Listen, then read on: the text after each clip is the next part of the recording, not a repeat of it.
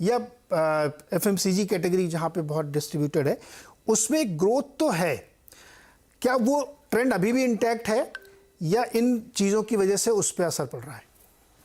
अब रूरल के जब आप एनालाइज करेंगे, आप कुछ बेसिक चीजें होते हैं जिसकी वजह से रूरल में इकोनॉमिक ग्रोथ होती है। पहली बात तो मानसून है, दूसरी बात हार्वेस्ट या फसल, तीसरी बात सपोर्ट प्राइसिंग, जो ग्रेन्स का प्राइसिंग जो गवर्नमेंट देती है, वो तीसरी बात है।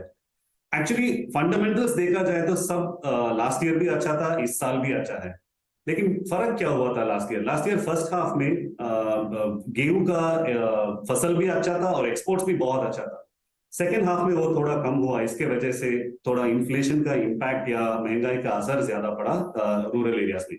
वो असर का इम्पैक्ट एक्चुअली अभी फर्स्ट क्वार्टर 2023 के जनवरी फरवरी मार्च में पड़ रही है।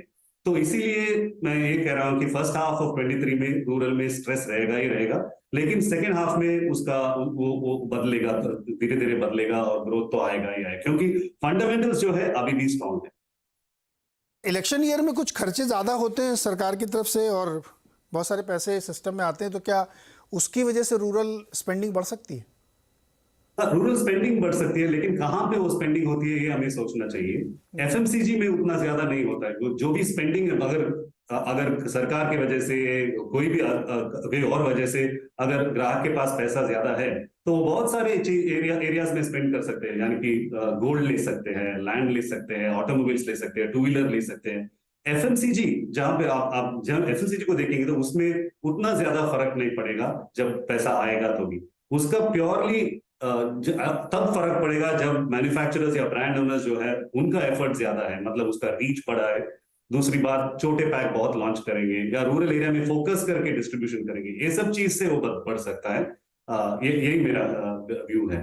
ओके सर, इस बार अभी जो है बहुत ही बारिश हुई है बेमौसम, उसका टाइम नहीं था। वो प्री मानसून की जो फुहारें पड़ती थी वो इस बार एक्चुअली ओले पड़ गए हैं बहुत ज़्यादा, तो उससे बहुत सारी फसल को अनुमान आ रहे हैं कि नुकसान है। कहा जा रहा है कि 10% वीट प्रोडक्शन पे इम्पैक्ट पड़ेगा या उसकी क्वालिटी ख़राब होगी, मॉइस्चर आ जाएगा उसमें।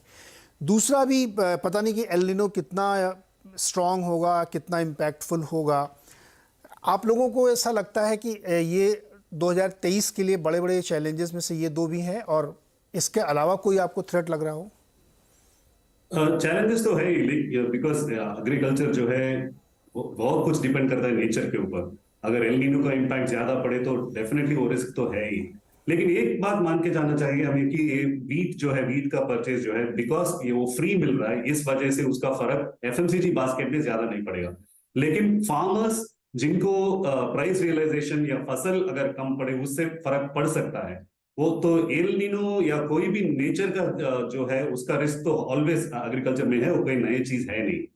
इससे छोड़ के आप रूरल इकोनॉमी को देखा जाए तो गवर्नमेंट के वजह से या मैन्युफैक्चरर्स के वजह से हमेशा रूरल एरियाज पे ट्रस्ट ज्यादा ही है। मतलब जवाहर योजना हो, जो कोई भी है, non farm employment, non farm economy generation, उसका उसका उसका तो फोकस है ही।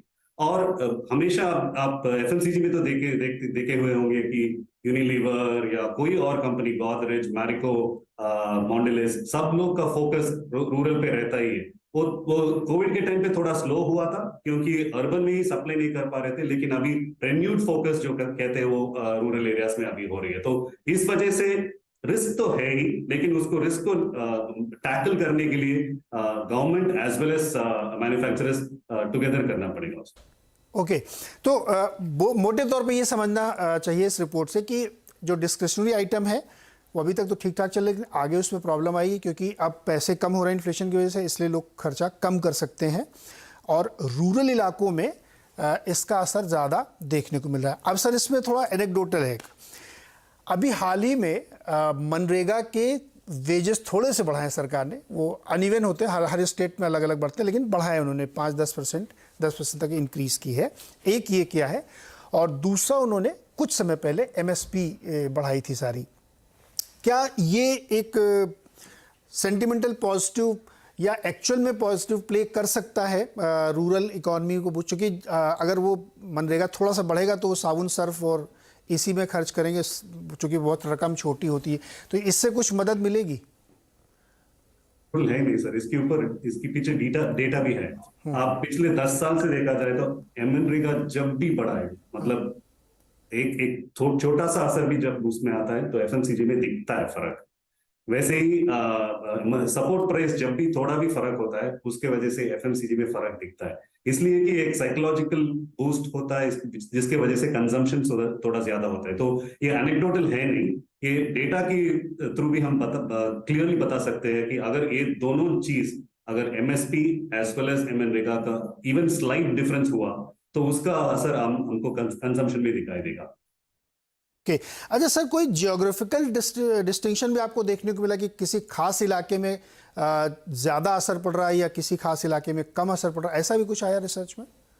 डेफिनेटली सर, डिफरेंसेस आप ये मनरेगा की बात कर रहे हैं ना अभी? बिल्कुल बिल्कुल। Yes sir. जी रामकृष्ण सर, मैं उसी की बात कर रहा था, जियोग्राफिकल डिस्टिंक्शन की, कहाँ पे ज़्यादा असर पड़ रहा खर्चों में। तो खर्चों में ज्यादा असर